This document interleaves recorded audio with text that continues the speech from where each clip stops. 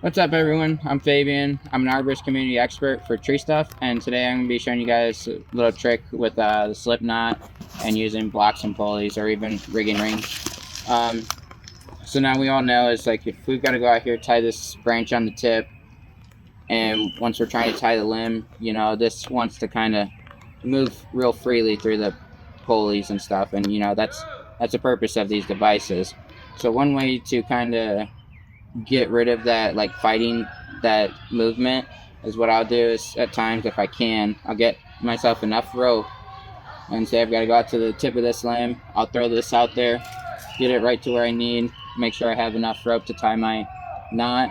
I'll take a slip knot, tie it in here, and so now when it goes up against the block, it's not gonna, you know, continue to keep going. So now I can walk out here, go tie my limb, and once I'm out there, I can either go ahead and have the groundsman hold this part of the rope tight and I can pull that out, or once I get back here to make my cut, say I'm making my cut back here, I can wait till I get here, pull that out.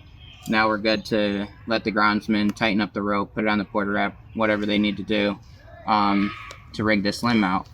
And another thing is with this is, say your groundsman, you know, maybe you communicate with him, hey, the next branch is going to be the one below or over here down lower.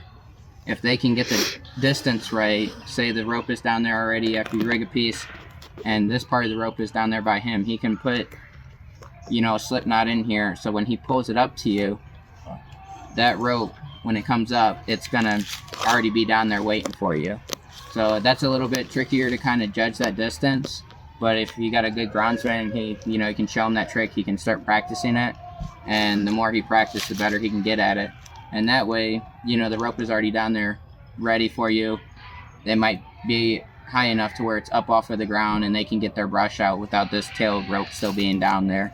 And also too, this is good for if they are pulling the rope up to you, it's not going to pull out of the system and they've got to resend you the line back up for rigging. And this is also great for when you're doing spar work.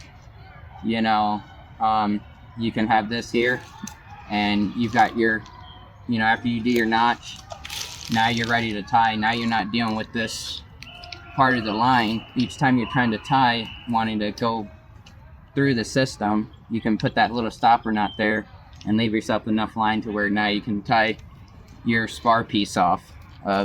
And yeah, so that's just a simple little trick to use with the slip knot when you're using pulleys, blocks, or rings.